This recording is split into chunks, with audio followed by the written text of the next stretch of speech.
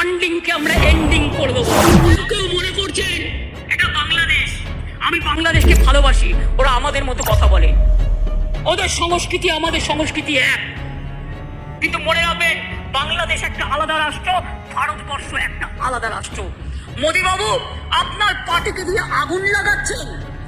মনে রাখবেন, বাংলায় যদি আগুন লাগান, আসামও থেমে থাকবে না, নর্থ ইস্টও থেমে থাকবে না, উত্তরপ্রদেশও থেমে থাকবে না, বিহারও থেমে থাকবে না, ঝাড়খণ্ডও থেমে থাকবে না, উড়িষ্যাও থেমে থাকবে না, আর দিল্লিও থেমে থাকবে না।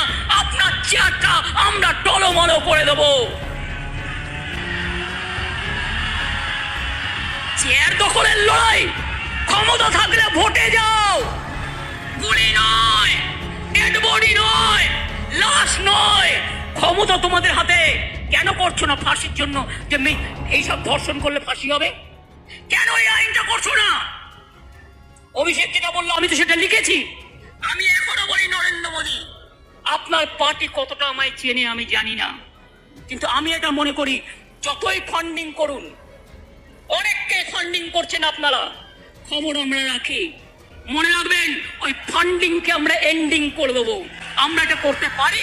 আগামী দিন আপনাদের কাজ হচ্ছে চক্রান্তকারীদের মুখোশ খুলে দিয়ে ফস করতে শিখুন, ফস করতে শিখুন, ফস করে দিন।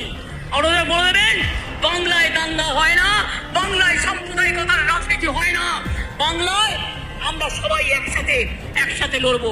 আর বাইরের থেকে যারা এখানে এসে থেকেছেন আছেন, বাংলাকে নিজেদের মতো করে মনে রাখবেন। বিজেপির সাথে মিলে গিয়ে পুলিশকে পেটালে আপনাকেও কিন্তু কেউ গায়ে হাত দিতে পারে, সেটা যেন না হয়। আমি